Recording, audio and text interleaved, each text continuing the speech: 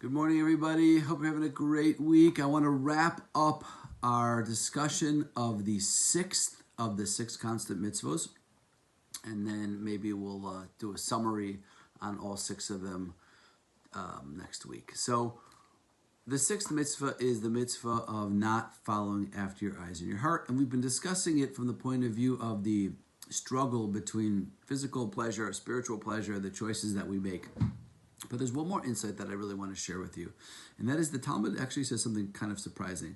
On the words, when the Torah tells us, Lo sasuru acharei levavchem, don't follow after your heart, which, by the way, is in the Shema, the third paragraph of the Shema. Don't follow after your heart. The Torah says, the Talmud explains, what does this mean? It means don't be a heretic. Don't deny God's existence. And the famous question that is asked about this is, if you're writing the Torah, if you're God and you're trying to say, don't deny God's existence, would you say, don't follow after your heart or don't follow after your intellect?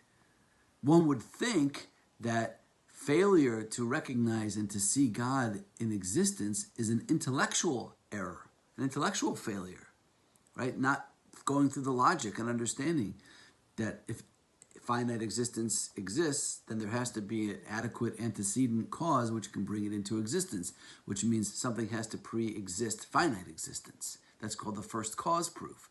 Or looking into the world and seeing design and order and knowing that nothing creates itself. From nothing, nothing comes, and nothing can create itself. And if you see design and order, you know that there has to be a designer, etc., etc. I would think that becoming a heretic or failing to see God or being an atheist would be an intellectual error. And yet the Torah says, don't follow after your heart. And the Talmud explains, that means basically don't be an atheist, don't deny God's existence. Why does the Torah express it that way?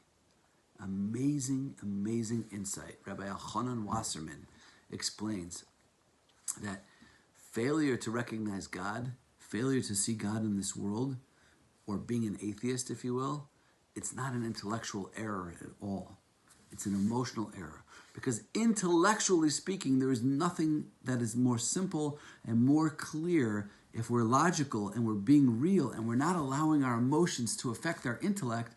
There's nothing clearer than the fact that if I see design and order, if a poem doesn't come from nowhere. A building has to have an architect. Something that's as designed, as intricate as a universe, clearly has to have a creator or a designer.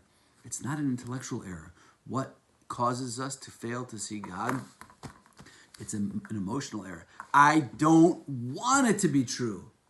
I don't want it to be true. Emotionally, I don't want it to be true. Because if it's true, oh boy, there's a God that's watching me and listening to me and paying attention to everything I do, an infinite creator who has expectations that he's placing upon me and who's going to hold me accountable for the choices that I make for eternity. Whoa, I don't want that. My emotions desperately do not want that to be true.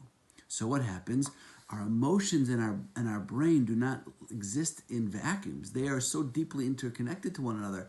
Our heart, our desire, our emotional desire for this all to not be true impacts the intellect and convinces us that what is otherwise completely logical and obvious is not true.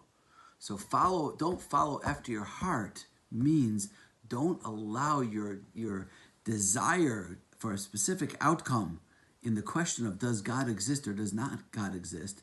Don't let your heart affect your mind and turn you into an atheist. It's an incredibly deep idea. You've really got to think this one through. But it's not an intellectual error. It's an emotional error. It's the emotions that bribe the mind and causes us to fail to see God in this world.